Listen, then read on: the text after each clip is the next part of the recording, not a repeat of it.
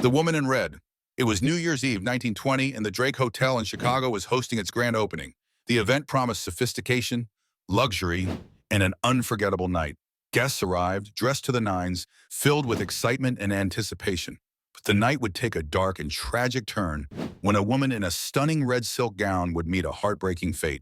She attended the gala with her fiancé, expecting nothing more than a night of celebration. However, when he stepped away from her side, he didn't return for over an hour. Frustrated and concerned, the woman went searching for him and found him in the company of another woman, lavishing her with affection. Devastated and betrayed, the woman couldn't bear the pain and climbed to the hotel's roof, where she ended her life in a heart-wrenching plunge. Since that night, the hotel has been plagued by eerie occurrences. Guests in the Gold Coast room, the Palm Court, the 10th floor, and even on the roof have reported seeing her apparition, her ghostly figure lingering as if trapped in an endless loop of despair. Guests claim to hear her anguished cries echoing through the halls, as though her soul is condemned to forever replay her final moments.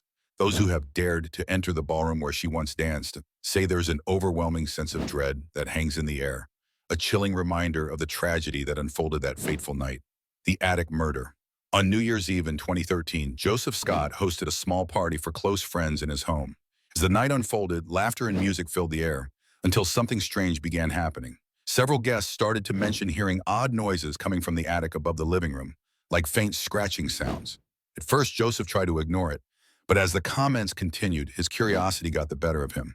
He excused himself from the party and made his way to the attic door, which was located in a bedroom. He pulled down the door and climbed into the attic, unaware of the horror that awaited him. The sounds from above grew louder, and Joseph soon realized they weren't from some simple animal. A distinct cracking sound echoed from behind a wooden wall, and as he stepped cautiously over the rafters, a chill ran down his spine. When he reached the far side of the attic, directly above the living room, he saw the chilling sight of someone's hands gripping the top of a box. He stepped closer, assuming it was one of his friends playing a prank. But then a man's head slowly appeared from behind the box, a middle-aged man with an angry, almost predatory expression. Frozen in terror, Joseph screamed in horror, but the man didn't flinch. Instead, he stood there glaring at him. Joseph fled, his heart pounding in his chest, and gathered his friends by the attic door. They waited, on edge, as the police arrived and apprehended the intruder. The man had no connection to the party and claimed he had simply wandered in, but his intentions were clear. He had planned to rob the house, or worse. The fear that gripped the partygoers that night lingered, and the memory of that terrifying encounter haunted them long after the police left. Party crasher. This story begins like any other New Year's Eve celebration. The guests were gathered, the drinks flowing, and the laughter echoing through the house. But then, an unexpected visitor arrived, an older woman, dressed entirely in white, who no one recognized.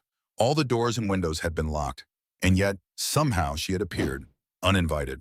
No one could explain how she got in, but with the holiday spirit in full swing, the hostess politely welcomed her in. The woman, in a soft, trembling voice, claimed she was lost and was trying to find another party. She lingered, conversing with guests for a while before leaving quietly. As she departed, she dropped 2 scarves on the doorstep, an odd detail that no one could ignore. But the strange occurrences didn't stop there. Several nights later, the hostess's cousin had a disturbing dream about the same woman, a dream that left him cold with fear. The mystery of the woman's appearance remained unsolved. No one ever saw her again, and the unanswered questions surrounding her sudden, unexplained arrival sent chills down everyone's spine. Unexplained noises.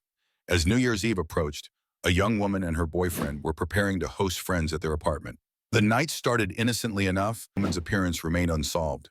No one ever saw her again, and the unanswered questions surrounding her sudden, unexplained arrival sent chills down everyone's spine.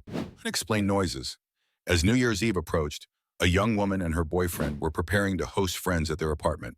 The night started innocently enough, with the couple tidying up and getting ready for the evening.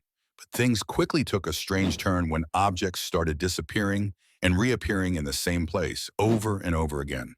At first, they assumed they were just imagining it. Maybe one of them was moving the objects without realizing. But as the night wore on, the occurrences grew more frequent and more unsettling. Later, their friend Carson arrived, and the 3 of them settled in to watch TV. That's when it happened. The boyfriend made a casual comment, only for an unfamiliar voice to respond from seemingly nowhere, saying, "Right." The trio froze in disbelief, searching the room for the source of the voice, but there was no one there. Just when they thought things couldn't get stranger, The woman went to the bathroom only to hear a loud, unnatural cough right behind her ear. Her heart raced as she bolted from the room, her skin crawling with the sensation of being watched. At first, no one believed her, but as the night continued, the other guests began to report hearing the same coughs coming from nowhere. By then, the sense of unease had settled in like a heavy fog, and everyone began to question the reality of what they were experiencing. Even more unnerving, the woman would later hear the same cough again, this time on New Year's morning. But after that, the occurrences ceased, leading her to believe that whatever haunted their apartment only came alive during the holidays. Monte Vista Hotel, the Monte Vista Hotel in Flagstaff, Arizona, opened on New Year's Day in 1927, and over the decades, it has become infamous for its haunted reputation. During the 1940s and 50s, it was a popular destination for Hollywood stars, and more than 100 Western movies were filmed in the area. But what many visitors don't realize is that the hotel is home to some sinister spirits, including a phantom bellboy who knocks on doors before disappearing without a trace. Guests have reported hearing the knock, only to open the door and find no one there. The most chilling of all the hotel's ghosts, however, is the woman who has been seen outside the suite where author Zane Grey once stayed. It's said that 2 prostitutes were murdered in that room long ago, and their vengeful spirits are still present, seeking to torment anyone who dares stay there. Guests who've spent the night in Gary Cooper's old room have reported hearing the sound of coughing and the unsettling feeling of being watched, even when the room is empty. But the most terrifying legend of all comes from the hotel's saloon. It's believed that the spirit of a former bank robber haunts this area, and many visitors have heard strange voices and sounds, feeling a constant presence nearby. In 1970, a group of bank robbers celebrated their heist in the hotel's lounge, where one of them, who had been wounded in the escape, died from his injuries.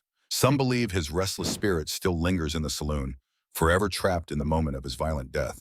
2 Friends Story. On New Year's Eve in 1990, 2 friends, Olivia Hope and Ben Smart, set out for a night of celebration on the water. They had rented a yacht to spend the night on, but it was overcrowded, so they decided to board a water taxi that would take them to a stranger's boat. The man, seemingly kind-hearted, offered them a place to stay on his yacht, and with no other options, they accepted. They climbed aboard his boat between 4 and 5 a.m. and were never seen again. The police launched an investigation, but despite multiple witnesses describing the same man and his 2-masted sailing boat, the case remains unsolved. The man with the smaller boat, Scott Watson, became the primary suspect, but doubts lingered. For over 2 decades, the disappearance of Olivia and Ben has haunted their families, and the mystery surrounding their fate still lingers, casting a dark shadow over their New Year's Eve adventure. New Year's camping trip. A group of 6 friends set out to celebrate New Year's Eve in the wilds. Primary suspect, but doubts lingered. For over 2 decades, the disappearance of Olivia and Ben has haunted their families, and the mystery surrounding their fate still lingers, casting a dark shadow over their New Year's Eve adventure. New Year's camping trip. A group of 6 friends set out to celebrate New Year's Eve in the wilds of Acadia National Park in Maine, expecting a peaceful camping trip under the stars. What began as a fun night filled with laughter, music, and tequila quickly turned into a nightmare.